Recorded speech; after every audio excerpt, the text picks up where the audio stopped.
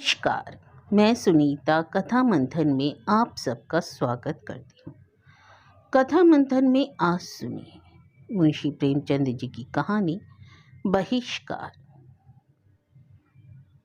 मुंशी प्रेमचंद जी की अन्य कहानियाँ आपको हमारी प्लेलिस्ट से मिल जाएंगी। लिंक आपको आई बटन में मिल जाएगा। पंडित ज्ञानचंद्र ने गोविंदी की ओर सतृष्ण नेत्रों से देखकर कहा, मुझे ऐसे निर्दयी प्राणियों से जरा भी सहानुभूति नहीं है। इस बर्बरता की भी कोई हद है कि जिसके साथ 3 वर्ष तक जीवन के सुख भोगे उसे एक जरा सी बात पर घर से निकाल दिया। गोविंदी ने आंखें नीची करके पूछा, अरे आखिर बात क्या हो गई? ज्ञान, कुछ भी नहीं, ऐसी बातों में कोई बात होती है। शिकायत है कि कालिंदी जबान की तेज है। अरे 3 साल तक जबान तेज ना थी, आज जबान की तेज हो गई। कुछ नहीं, कोई दूसरी चिड़िया नजर आई होगी, उसके लिए पिंजरे को खाली करना आवश्यक था। बस यह शिकायत निकल आई। मेरा बस चले तो ऐसे दुष्टों को गोली मार दूं। मुझे कई बार कालिंदी से बातचीत करने का अवसर मिला है। मैं ना ऐसी हंसमुख स्त्री तो कभी दूसरी नहीं देखी। गोविंदी, तुमने सोमदत्त को समझाया नहीं? ज्ञान, ऐसे लोग समझाने से मानते हैं? लात का आदमी है, बातों की उसे क्या परवाह। मेरा तो यह विचार है कि जिससे एक बार संबंध हो गया, फिर चाहे वह अच्छी हो या बुरी, उसके साथ जीवन भर निर्वाह करना चाहिए। मैं तो कहता हूँ, अगर स्त्री के कुल में कोई दोष निकल भी आए तो क्षमा से काम लेना चाहिए। गोविंदी ने कातर नेत्रों से देखकर कहा, ऐसे आदमी बहुत कम होते हैं जी। ज्ञान, समझ ही में नहीं आता कि जिसके साथ इतने दिन हंस बोल लिए, जिसके प्रेम की स्मृतियाँ हृदय के एक एक अणु में समाई हुई हैं, उसे दर दर की ठोकरें खाने को कैसे छोड़ दिया। कम से कम इतना तो करना चाहिए था कि उसे किसी सुरक्षित स्थान पर पहुंचा देते और उसके निर्वाह का कोई प्रबंध कर देते। निर्दयी ने इस तरह घर से निकाला जैसे कोई कुत्ते को निकाले। बेचारी गांव के बाहर बैठी रो रही है। कौन कह सकता है कहाँ जाएगी? शायद मायके में भी कोई नहीं। सोमदत्त के डर के मारे गांव का कोई आदमी उसके पास भी नहीं आता। ऐसे बग्गड़ का क्या ठिकाना? जो आदमी स्त्री का ना हुआ वह दूसरे का क्या होगा? उसकी दशा देखकर मेरी आंखों में तो आंसू भर आए। जी में तो आया कहूँ, बहन तुम मेरे साथ चलो, मगर तब तो सोमदत्त मेरे ही प्राणों का ग्राहक हो जाता। गोविंदी, तुम जरा जाकर एक बार फिर समझाओ। अगर वह किसी तरह ना माने तो कालिंदी को लेते आओ। तो जाऊं? हाँ हाँ, अवश्य जाओ। अगर सोमदत्त कुछ खरी खोटी कहे तो सुन लेना। ज्ञानचंद्र ने गोविंदी को गले लगाकर कहा, तुम्हारे हृदय में बड़ी दया है गोविंदी। लो जाता हूँ। अगर सोमदत्त ने ना माना तो कालिंदी को ही लेता आऊंगा। अभी बहुत दूर न गई होगी। 3 वर्ष बीत गए। गोविंदी एक बच्चे की माँ हो गई। कालिंदी अभी तक इस घर में है। उसके पति ने दूसरा विवाह कर लिया। गोविंदी और कालिंदी में बहनों का सा प्रेम है। गोविंदी सदैव उसकी दिलजोई करती रहती है। वह इसकी कल्पना भी नहीं करती कि यह कोई गैर है और मेरी रोटियों पर पड़ी हुई है। लेकिन सोमदत्त को कालिंदी का यहाँ रहना एक आंख नहीं भाता। वह कोई कानूनी कार्रवाई करने की तो हिम्मत नहीं रखता और इस परिस्थिति में ही वह क्या कर सकता है। लेकिन ज्ञानचंद्र का सिर नीचा करने के लिए वह अवसर खोजता रहता है। संध्या का समय था। ग्रीष्म की उष्ण वायु अभी तक बिल्कुल शांत नहीं हुई थी। गोविंदी गंगा जल भरने गई थी और जल तट की शीतल निर्जनता का आनंद उठा रही थी। सहसा उसे सोमदत्त आता हुआ दिखाई दिया। गोविंदी ने आंचल में मुंह छिपा लिया और कलसा लेकर चलने को ही थी कि सोमदत्त ने सामने आकर कहा, जरा ठहरो गोविंदी, तुमसे एक बात कहनी है। तुमसे यह पूछना चाहता हूँ कि तुमसे कहूँ या ज्ञानू से? तो उन्हीं से कह दीजिए, गोविंदी ने धीरे से कहा। सोमदत्त, जी तो मेरा भी यही चाहता है, लेकिन तुम्हारी दीनता पर दया आती है। जिस दिन मैं ज्ञानचंद्र से यह बात कह दूंगा तुम्हें इस घर से निकलना पड़ेगा। मैंने सारी बातों का पता चला लिया। तुम्हारा बाप कौन था, तुम्हारी माँ की क्या दशा हुई, यह सारी कथा जानता हूँ। क्या तुम समझती हो कि ज्ञानचंद्र यह कथा सुनकर तुम्हें अपने घर में रखेगा? उसके विचार कितने ही स्वाधीन हो, पर जीती मक्खी तो निगल नहीं सकता। गोविंदी ने थर थर कांपते हुए कहा, जब आप मेरी सारी बातें जानते हैं तो क्या मैं कहूँ? आप जैसा उचित समझे करें, लेकिन मैंने तो आपके साथ कभी कोई बुराई नहीं की। सोमदत्त, तुम लोगों ने गांव में मुझे कहीं मुंह दिखाने योग्य नहीं रखा। किस पर कहती हो मैंने तुम्हारे साथ कोई बुराई नहीं की? 3 साल से कालिंदी को आश्रय देकर मेरी आत्मा को जो कष्ट पहुंचाया वह मैं जानता हूँ। 3 साल से मैं इस फिक्र में था कि कैसे इस अपमान का दंड दूं। अब अवसर पाकर इसे छोड़ तो नहीं सकता। गोविंदी, अगर आपकी यही इच्छा है कि मैं यहाँ न रहूं तो मैं चली जाऊंगी, आज ही चली जाऊंगी, लेकिन उनसे आप कुछ न कहिए, आपके पैरों पड़ती हूँ। कहाँ चली जाओगी? और कहीं ठिकाना नहीं तो गंगा जी तो है। सोमदत्त, नहीं गोविंदी, मैं इतना निर्दयी नहीं हूँ। मैं केवल इतना चाहता हूँ कि तुम कालिंदी को अपने घर से निकाल दो, और मैं कुछ नहीं चाहता। 3 दिन का समय देता हूँ, खूब सोच विचार लो। अगर कालिंदी तीसरे दिन तुम्हारे घर से ना निकली तो तुम जानोगी। सोमदत्त वहां से चला गया। गोविंदी कलसा लिए मूर्ति की भांति खड़ी रह गई। उसके सम्मुख कठिन समस्या आ खड़ी हुई थी। वह थी कालिंदी।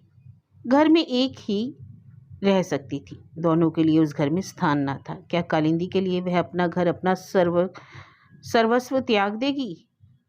कालिंदी अकेली है, पति ने उसे पहले ही छोड़ दिया। वह जहाँ चाहे जा सकती है, पर वह अपने प्राणाधार और प्यारे बच्चे को छोड़कर कहाँ जाएगी? लेकिन कालिंदी से वह क्या कहेगी?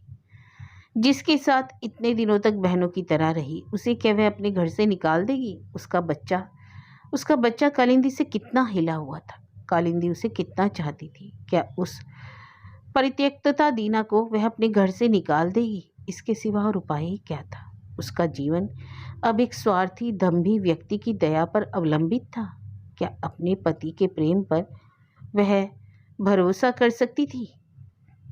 ज्ञानचंद्र सहृदय थे, उदार थे, विचारशील थे, दृढ़ थे, पर क्या उनका प्रेम अपमान, व्यंग और बहिष्कार जैसे आघातों को सहन कर सकता था? उसी दिन से गोविंदी और कालिंदी में कुछ पार्थक्य सा दिखाई देने लगा। दोनों अब बहुत कम साथ बैठती। कालिंदी पुकारती, बहन आकर खाना खा लो। गोविंदी कहती, तुम खा लो, मैं फिर खा लूंगी।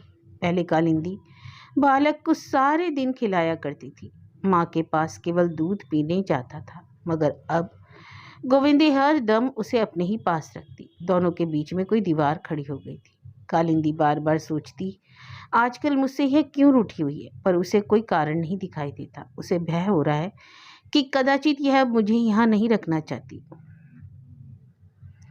इसी चिंता में वह गोते खाया करती है, किंतु गोविंदी भी तो कम चिंतित नहीं। कालिंदी से वह स्नेह तोड़ना चाहती है, पर उसकी मलान मूर्ति देखकर उसके हृदय के टुकड़े हो जाते हैं। उससे कुछ कह नहीं सकती, अवहेलना के शब्द मुंह से नहीं निकलते। कदाचित उसे घर से जाते देखकर वह रो पड़ेगी और जबरदस्ती रोक लेगी। इसी हसबेस में 3 दिन गुजर गए। कालिंदी घर से ना निकली। तीसरे दिन संध्या समय सोमदत्त नदी के तट पर बड़ी देर तक खड़ा रहा। अंत को चारों ओर अंधेरा छा गया। फिर भी पीछे फिर जल तट की ओर देखता ही जाता था। रात के 10 बज गए। अभी ज्ञानचंद्र घर नहीं है। गोविंदी घबरा रही है। उन्हें इतनी देर तो कभी नहीं होती, आज इतनी देर कहाँ लगा रहे हैं? शंका से उसका हृदय कांप रहा है। सहसा मर्दानी कमरे का द्वार खुलने की आवाज आई। गोविंदी दौड़ी हुई बैठक में आई, लेकिन पति का मुख देखते ही उसकी सारी देह शिथिल पड़ गई। उसके मुख पर हास्य था, पर उस हास्य में भाग्य तिरस्कार झलक रहा था। विधिवाम ने ऐसे सीधे साधे मनुष्य को भी अपने क्रीड़ा कौशल के लिए चुन लिया। क्या वह रहस्य रोने के योग्य था? रहस्य रोने की वस्तु नहीं, हंसने की वस्तु है। ज्ञानचंद्र ने गोविंदी की ओर नहीं देखा। कपड़े उतारकर सावधानी से अलगनी पर रखे, जूता उतारा और फर्श पर बैठकर एक पुस्तक के पन्ने पलटने लगे। अरे आज इतनी देर कहाँ की? भोजन ठंडा हो रहा है, गोविंदी ने डरते डरते कहा। ज्ञानचंद्र ने फर्श की ओर ताकते हुए कहा, तुम लोग भोजन कर लो, मैं एक मित्र के घर खा आया। गोविंदी इसका आशय समझ गई। एक क्षण बाद फिर बोली, अच्छा चलो थोड़ा सा ही खा लो, बिल्कुल भूख नहीं है तो मैं भी जाकर सोई रहती हूँ। क्यों, तुम क्यों ना खाओगी? वह कुछ और कह न सकी, उसका गला भर आया। ज्ञानचंद्र ने समीप आकर कहा, मैं सच कहता हूँ गोविंदी, एक मित्र के घर भोजन कर आया हूँ, तुम जाकर खा लो। गोविंदी पलंग पर पड़ी हुई चिंता, नैराश्य और विषाद के अपार सागर में गोते खा रही थी। यदि कालिंदी को उसने बहिष्कार कर दिया होता तो आज उसे इस विपत्ति का सामना न करना पड़ता, किंतु यह अमानुषिक व्यवहार उसके लिए असाध्य था, और इस दशा में भी उसे इसका दुख ना था। ज्ञानचंद्र की ओर से यूं तिरस्कृत होने का भी उसे दुख ना था। जो ज्ञानचंद्र नित्य धर्म और सज्जनता की डींगे मारा करता था, वही आज इसका इतनी निर्दयता से बहिष्कार करता हुआ जान पड़ता था। उस पर उसे लेश मात्र भी दुख, क्रोध या द्वेष न था। उसके मन को केवल एक ही भावना आंदोलित कर रही थी, वह अब इस घर में कैसे रह सकती है। अब तक वह इस घर की स्वामिनी थी, इसलिए न कि वह अपने पति के प्रेम की स्वामिनी थी, पर अब वह प्रेम से वंचित हो गई थी। अब इस घर पर उसका क्या अधिकार। वह अब अपने पति को कैसे मुंह दिखा सकती है। वह जानती थी ज्ञानचंद्र अपने मुंह से उसके विरुद्ध एक शब्द भी ना निकालेंगे, पर उसके विषय में ऐसी बातें जानकर क्या वह उससे प्रेम कर सकते थे? कदापि नहीं। इस वक्त ना जाने क्या समझकर चुप रही। सवेरे तूफान उठेगा, कितने ही विचारशील हो, पर अपने समाज से निकल जाना कौन पसंद करेगा। स्त्रियों की संसार में कमी नहीं, मेरी जगह हजारों मिल जाएंगी। मेरी किसी को क्या परवाह। अब यहाँ रहना बेहयाई है। आखिर कोई लाठी मारकर थोड़े ही निकाल देगा। हयादार के लिए आंख का इशारा बहुत है। मुंह से ना कहे मन की बात और भाव छिपे नहीं रहते। लेकिन मीठी निद्रा की गोद में सोए हुए शिशु को देखकर ममता ने उसके अशक्त हृदय को और भी कातर कर दिया। इस अपने प्राणों के आधार को वह कैसे छोड़ेगी। शिशु को उसने गोद में उठा लिया और खड़ी रोती रही। 3 साल कितने आनंद से गुजरे, उसने ना समझा था इसी भांति सारा जीवन कट जाएगा, लेकिन उसके भाग्य में इससे अधिक सुख भोगना लिखा ही ना था। करुण वेदना में डूबे हुए ये शब्द उसके मुख से निकल आए। हे भगवान, अगर तुम्हें इस भांति मेरी दुर्गति करनी थी तो 3 साल पहले क्यों ना की। उस वक्त यदि तुमने मेरे जीवन का अंत कर दिया होता तो मैं तुम्हें धन्यवाद देती। 3 साल बाद इस उद्यान को उजाड़ दिया। आज जिस पौधे को उसने अपने प्रेम जल से सींचा था, वे अब निर्मम दुर्भाग्य के पैरों तले कितनी निष्ठुरता से कुचले जा रहे हैं। ज्ञानचंद्र के शील और स्नेह का स्मरण आया, रो पड़ी। मृदु स्मृतियां आकर हृदय को महसूसने लगी। सहसा ज्ञानचंद्र के आने से वह संभल बैठी। कठोर से कठोर बातें सुनने के लिए उसने अपने हृदय को कड़ा कर लिया, किंतु ज्ञानचंद्र के मुख पर रोष का चिन्ह भी ना था। उन्होंने आश्चर्य से पूछा, क्या तुम अभी तक सोई नहीं? जानती हो कै बजे हैं? 12 से ऊपर हैं। तुम भी तो नहीं सोई, गोविंदी ने सहमते हुए कहा। ज्ञान, मैं ना सोऊं तो तुम भी ना सो, मैं ना खाऊं तो तुम भी ना खाओ, मैं बीमार पड़ूं तो तुम भी बीमार पड़ो। यह क्यों? मैं तो एक जन्म पत्री बना रहा था, कल देनी होगी। तुम क्या करती रही? बोलो। शब्दों में कितना सरल स्नेह था। क्या तिरस्कार के भाव इतने ललित शब्दों में प्रकट हो सकते हैं? परवंचकर्ता क्या इतनी निर्मल हो सकती है? शायद सोमदत्त ने अभी वज्र का प्रहार नहीं किया, अवकाश ना मिला होगा। लेकिन ऐसा है तो आज घर इतनी देर से क्यों आए? भोजन क्यों ना किया? मुझसे बोले तक नहीं, आंखें लाल हो रही थी। मेरी और आंख उठाकर देखा तक नहीं। क्या यह संभव है कि उनका क्रोध शांत हो गया हो? यह संभावना की चरम सीमा से भी बाहर है। तो क्या सोमदत्त को मुझ पर दया आ गई? पत्थर पर दूब जमी। गोविंदी कुछ निश्चय न कर सकी, और जिस भांति गृह सुख विहीन पथिक वृक्ष की छांव में आनंद से पांव फैलाकर सोता है, उसकी अव्यवस्था ही उसे निश्चिंत बना देती। उसी भांति गोविंदी मानसिक व्यग्रता में भी स्वस्थ हो गई। मुस्कुराकर स्नेह मृदुल स्वर में बोली, तुम्हारी ही तो राह देख रही थी। कहते कहते गोविंदी का गला भर आया। व्याध के जाल में फड़फड़ाती हुई चिड़िया क्या मीठे राग गा सकती है? ज्ञानचंद्र ने चारपाई पर बैठकर कहा, झूठी बात, रोज तो तुम अब तक सो जाया करती थी। 1 सप्ताह बीत गया, पर ज्ञानचंद्र ने गोविंदी से कुछ ना पूछा और ना उनके बर्ताव में ही उनके मनोगत भावों का कुछ परिचय मिला। अगर उनके व्यवहारों में कोई नवीनता थी तो यह कि वे पहले से भी ज्यादा स्नेहशील, निर्द्वंद और प्रफुल्ल वदन हो गए थे। गोविंदी का इतना आदर और मान उन्होंने कभी नहीं किया था। उनके प्रयत्नशील रहने पर भी गोविंदी उनके मनोभावों को ताड़ रही थी, और उसका चित्त प्रतिक्षण शंका से चंचल और शुद्ध रहता। अब उसे इसमें लेश मात्र भी संदेह नहीं था कि सोमदत्त ने आग लगा दी है। गीली लकड़ी में पड़कर वह चिंगारी बुझ जाएगी या जंगल की सूखी पत्तियां हाहाकार करके जल उठेंगी, यह कौन जान सका है। लेकिन इस सप्ताह के गुजरते ही अग्नि का प्रकोप होने लगा। ज्ञानचंद्र एक महाजन के मुनीम थे। उस महाजन ने कह दिया, मेरे यहाँ अब आपका काम नहीं। जीविका का दूसरा साधन यजमानी। यजमान भी एक एक करके उन्हें जवाब देने लगे, यहाँ तक कि उनके द्वार पर आना जाना बंद हो गया। आग सूखी पत्तियों में लगकर अब हरे वृक्ष के चारों ओर मंडराने लगी, पर ज्ञानचंद्र के मुख में गोविंदी के प्रति एक भी कटु और अमृदु शब्द ना था। वह इस सामाजिक दंड की शायद कुछ परवाह न करते। यदि दुर्भाग्यवश इसने उसकी जीविका के द्वार न बंद कर दिए होते। गोविंदी सब कुछ समझती थी, पर संकोच के मारे कुछ न कह सकती थी। उसी के कारण उसके प्राण प्रिय पति की यह दशा हो रही थी। यह उसके लिए डूब मरने की बात थी, पर कैसे प्राणों का उत्सर्ग करे, कैसे जीवन मोह से मुक्त हो। इस विपत्ति में स्वामी के प्रति उसके रोम रोम से शुभकामनाओं की सरिता सी बहती थी, पर मुंह से एक शब्द भी ना निकलता था। भाग्य की सबसे निष्ठुर लीला उस दिन हुई जब कालिंदी भी बिना कुछ कहे सुने सोमदत्त के घर पहुंची। जिसके लिए ये सारी यातनाएं झेलनी पड़ी, उसी ने अंत में बेवफाई कर दी। ज्ञानचंद्र ने सुना तो केवल मुस्कुरा दिए, पर गोविंदी इस कुटिलाघात को शांति से सहन न कर सके। कालिंदी के प्रति उसके मुख से अप्रिय शब्द निकल ही आए। ज्ञानचंद्र ने कहा, उसे व्यर्थी कोसती हो प्रिय, उसका कोई दोष नहीं। भगवान हमारी परीक्षा ले रहे हैं। इस वक्त धैर्य के सिवा हमें किसी से कोई आशा न रखनी चाहिए। जिन भावों को गोविंदी कई दिनों से अंतस्तल में दबाती चली आती थी, वे धैर्य का बांध टूटते ही बड़े वेग से बाहर निकल पड़े। पति के सम्मुख अपराधियों की भांति हाथ बांधकर उसने कहा, स्वामी, मेरे ही कारण आपको यह सारे पापड़ बेलने पड़ रहे हैं। मैं ही आपके कुल की कलंकिनी हूँ। क्यों ना मुझे किसी ऐसी जगह भेज दीजिए जहाँ कोई मेरी सूरत न देख सके। मैं आपसे सत्य कहती हूँ। ज्ञानचंद्र ने गोविंदी को और कुछ न कहने दिया। उसे हृदय से लगाकर बोले, प्रिय, ऐसी बातों से मुझे दुखी ना करो। तुम आज भी उतनी ही पवित्र हो जितनी उस समय थी। जब देवताओं के समक्ष मैंने आजीवन पत्नी व्रत लिया था, तब मुझसे तुम्हारा परिचय ना था। अब तो मेरी देह और आत्मा का एक एक परमाणु तुम्हारे अक्षय प्रेम से आलोकित हो रहा है। उपहास और निंदा की तो बात ही क्या।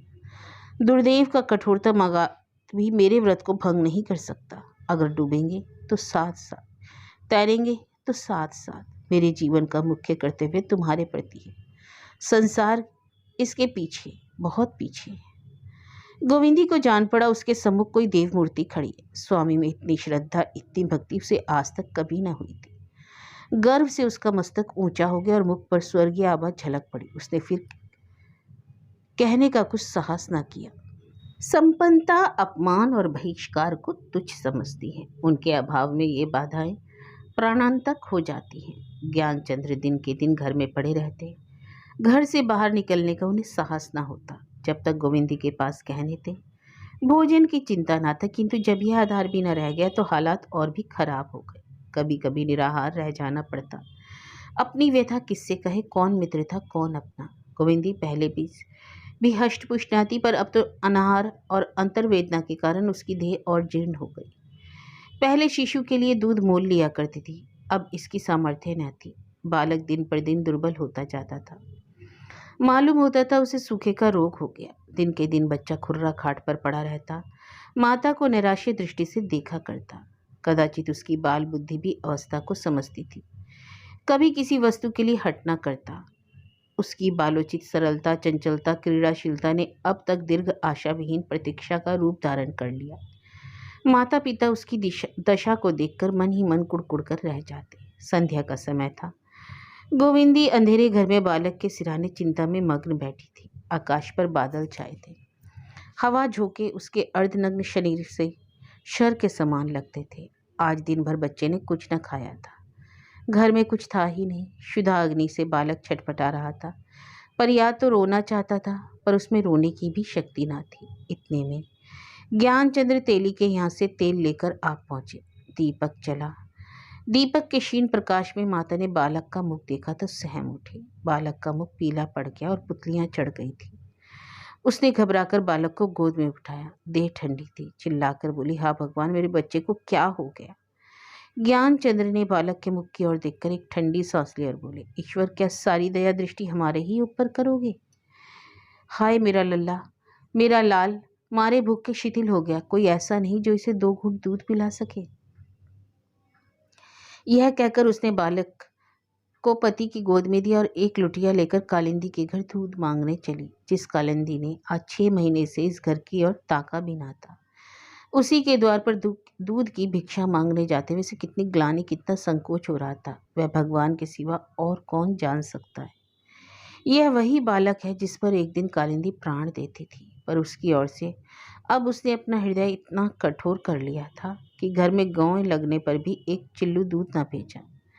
उसी की दया भिक्षा मांगने आज अंधेरी रात में भीगती हुई गोविंदी दौड़ी जा रही थी। माता, तेरे वात्सल्य को धन्य है। कालिंदी दीपक लिए दलान में खड़ी गाय दुहा रही थी।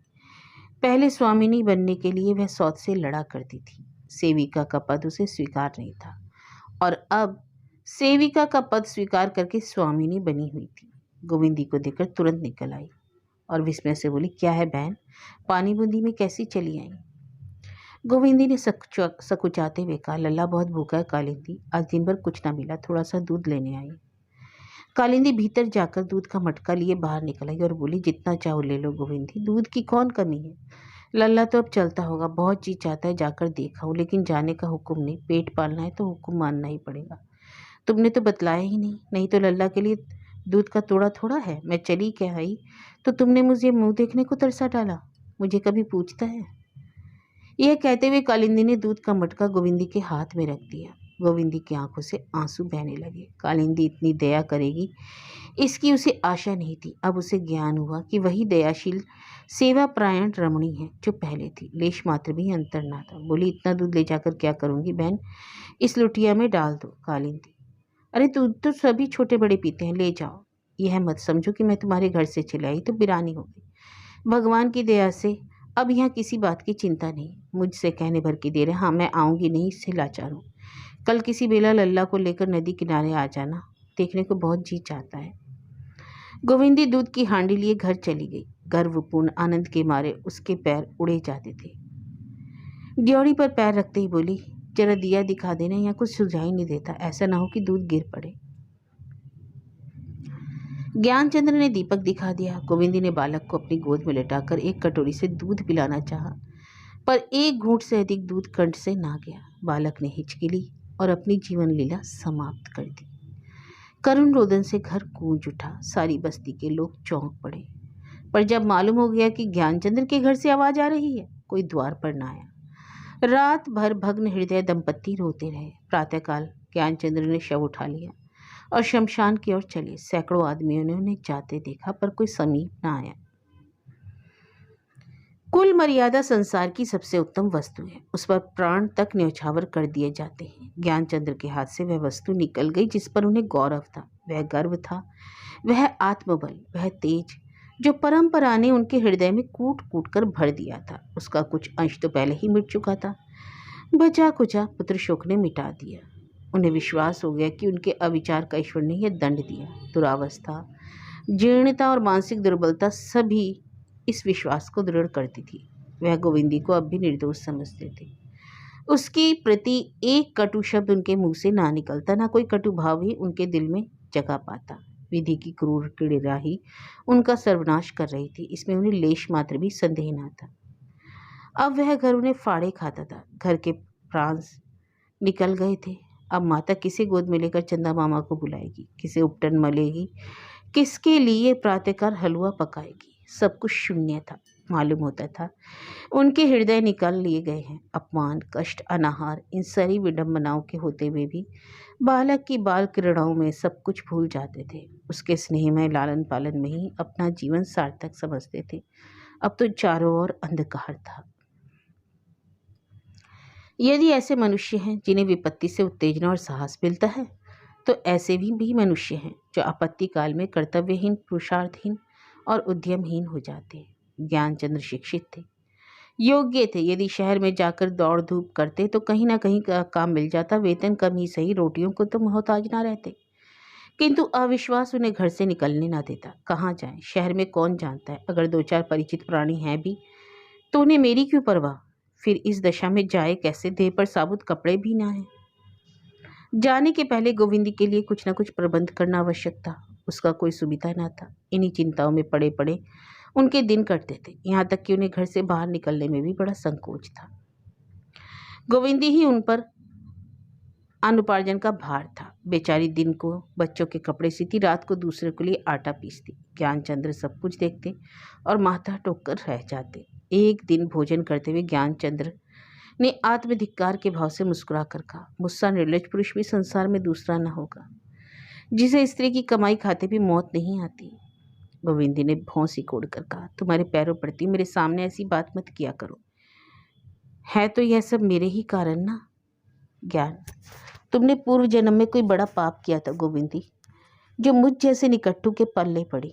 मेरे जीते ही जी तुम विधवा हो गई। धिक्कार है ऐसे जीवन को। गोविंदी, तुम मेरा ही खून पियो, अगर फिर ऐसी बात मुंह से निकालो। तुम्हारी दासी बनकर मेरा जन्म सफल हो गया। मैं इसे पूर्व जन्म की तपस्या का पुनीत फल समझती हूँ। दुख सुख किस पर नहीं आता। तुम्हें भगवान कुशल से रखे, यही मेरी अभिलाषा है। भगवान तुम्हारी अभिलाषा पूरी करे। खूब चक्की पीसो। तुम्हारी बला से चक्की ही तो पीसती। हाँ हाँ पीसो, मैं मना थोड़े ही करता हूँ। तुम चक्की ना पीसोगी तो यहाँ मुझ पर ताव देकर खाएगा कौन। अच्छा आज दाल में घी भी है, ठीक है, अब मेरी चांदी है, बेड़ा पार लग जाएगा। इसी गांव में बड़े बड़े उच्च कुल की कन्या हैं। अपने वस्त्राभूषण के सामने उन्हें किसी और की परवाह नहीं। पति महाशय चाहे चोरी करे चाहे डाका मारे, इस किसकी परवाह। तुम्हें यह गुण नहीं कि तुम उच्च कुल की कन्या नहीं हो। बाहरी दुनिया ऐसी पवित्र देवियों का तेरे यहाँ अनादर होता है। तुम्हें कुल कलिंकिनी समझा जाता है। धन्य है तेरा व्यापार। तुमने कुछ और सुना? सोमदत्त ने मेरे असामियों को बहका दिया है कि लगान मत देना, देखे क्या करते हैं। बताओ जमींदार को रकम कैसे चुकाऊंगा। गोविंदी, मैं सोमदत्त से जाकर पूछती हूँ, मना क्या करेंगे, कोई दिल लगी है। नहीं गोविंदी, तुम उस दुष्ट के पास मत जाना। मैं नहीं चाहता कि तुम्हारे ऊपर इसकी छाया भी पड़े। उसने खूब अत्याचार करने दो। मैं भी देख रहा हूँ कि भगवान कितने न्यायी हैं। तुम असामियों के पास क्यों नहीं जाते? हमारे घर ना आए, हमारा छुआ पानी ना पिए, हमारे रुपए भी मार लेंगे। ज्ञान, वह इसमें सरल तो कोई काम ही नहीं। कह देंगे हम रुपए दे चुके, सारा गांव उनकी तरफ हो जाएगा। मैं तो अब गांव का द्रोही हूं ना। आज खूब डटकर भोजन किया, अब मैं भी रईस हूँ। बिना हाथ पैर हिलाए गुलछड़े उड़ाता हूँ। सच कहता हूँ, तुम्हारी ओर से अब निश्चिंत हो गया। देश विदेश भी चला जाऊं तो तुम अपना निर्वाह कर सकती हो। कहीं जाने का काम नहीं, गोविंदी ने कहा। ज्ञान, तो यहाँ जाता ही कौन है? किसी कुत्ते ने काटा है जो यह सेवा छोड़कर मेहनत मजदूरी करने जाए? तुम सचमुच देवी हो गोविंदी। भोजन करके ज्ञानचंद्र बाहर निकले। गोविंदी भोजन करके कोठरी में आई तो ज्ञानचंद्र नाते समझी कहीं बाहर चले गए। आज पति की बातों से उसका चित्त कुछ प्रसन्न था। शायद अब वे नौकरी चाकरी की खोज में कहीं जाने वाले हैं, यह आशा बंध रही थी। ऐसी बातें वह कभी ना करते थे, किंतु आज क्या सूझी। कुछ कपड़े सीने थे। जाड़ों के दिन थे। गोविंदी धूप में बैठकर सीने लगी। थोड़ी ही देर में शाम हो गई। अभी तक ज्ञानचंद्र नहीं आए। तेल बत्ती का समय आया। फिर भोजन की तैयारी करने लगी। कालिंदी थोड़ा सा दूध दे गई थी। गोविंदी को तो भूख ना थी, अब वह एक बेला खाती थी। हाँ, ज्ञानचंद्र के लिए रोटियां सेकनी थी। सोचा दूध है ही, दूध रोटी खा लेंगे। भोजन बनाकर निकली ही थी कि सोमदत्त ने आंगन में आकर पूछा, कहाँ है ज्ञानू? कहीं गए हैं? कपड़े पहन कर गए हैं? गोविंदी, हाँ, काली मिर्जाई पहने थे। जूते भी पहने थे? गोविंदी की छाती धड़धड़ कर ली। हाँ, जूते पहने थे, क्यों पूछते हो? सोमदत्त ने जोर से हाथ मारकर कहा, हाय ज्ञानू हाय। गोविंदी घबरा कर बोली, क्या हुआ दादाजी? हाय बताते क्यों नहीं? सोमदत्त, अभी थाने से आ रहा हूँ, वहाँ उनको लाश मिली, रेल के नीचे दब गए। हाय ज्ञानू, मुझ हत्यारे को क्यों ना मौत आ गई। गोविंदी के मुंह से फिर कोई शब्द ना निकला। अंतिम हाय के साथ बहुत दिनों तक तड़पता हुआ प्राण पक्षी उड़ गया। एक क्षण में गांव की कितनी ही स्त्रियां जमा हो गई। सब कहती थी देवी थी, सती थी। प्रातःकाल दो अर्थियां गांव से निकली। एक पर रेशमी चुंदरी का कफन था, दूसरी पर रेशमी शॉल का। गांव के द्विजों में से केवल सोमदत्त साथ था। शेष गांव के नीच जाति वाले आदमी थे। सोमदत्त ही ने दाह क्रिया का प्रबंध किया। रह रहकर दोनों हाथों से अपनी छाती पीटता था और जोर जोर से चिल्लाता था, हाय ज्ञानू हाय।